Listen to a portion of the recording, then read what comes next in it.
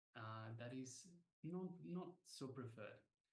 I'm not saying that you don't like the hand, but we have a preference to using one hand over the other one. So in the previous versions of this, the previous sessions for this power manifestation, we used one hand, which is usually our preferred hand.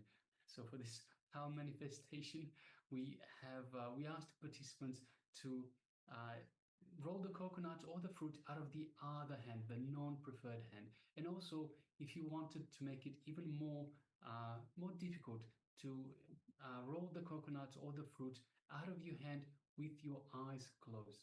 So now just take a moment and let us know how you went in this power manifestation. Were you able to roll the coconut? Did you indeed close your eyes as well?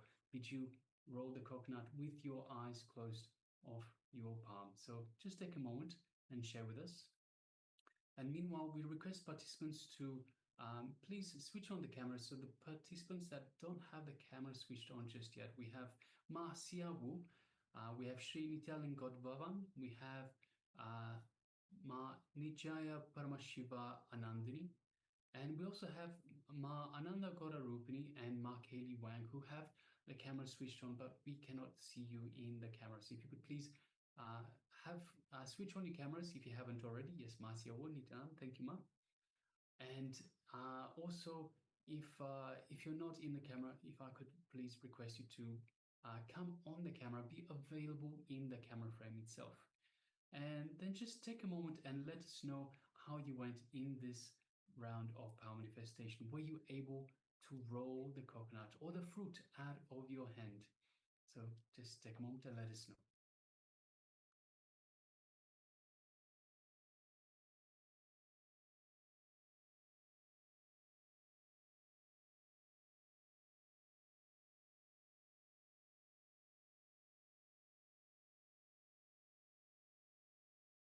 And of course, if you were unable to roll the coconut out of your hand, don't worry. There are plenty more opportunities, and especially after the darshan. So we'll soon be starting to prepare ourselves to receive the Supreme Pontiff of Hinduism in the darshan.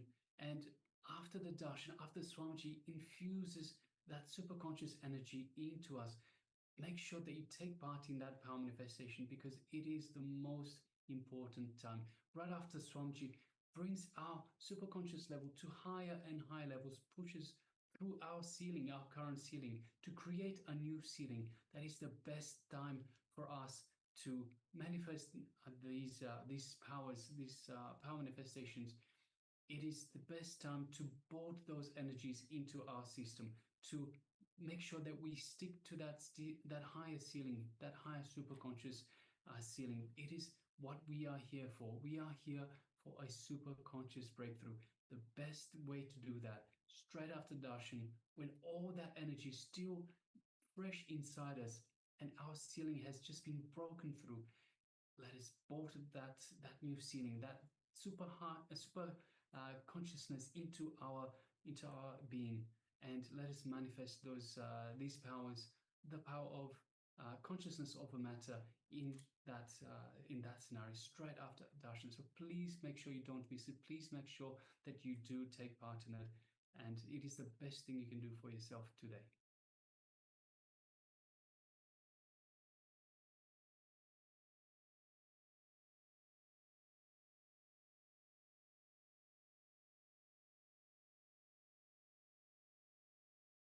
All right. So let us now move on to the next segment of our program today, which is the Anahata Chakra, which is the heart chakra, situated just in the center of our chest, the Anahata Chakra. It is, as Swamiji told us beautifully in earlier revelations today, it is blocked by attention need, by seeking attention, always looking outside for attention, for love, for chasing, seeking attention, seeking love. And of course, it is unblocked by showing endless and selfless love, and endless and selfless love. Selfless in the way that we don't expect anything back. So just for no reason at all, by showing love to someone else or even something else, whether it is an animal, whether it is a plant, it doesn't matter. Just showing selfless love to another being without expecting anything back. So that is what unblocks this Anahata chakra. So let us now prepare ourselves to receive the beautiful words from the Supreme Pontiff of Hinduism on the Anahata chakra. So please, if I could request you to sit comfortably with the head, neck and spine in a straight line, and let's hear from Swamiji.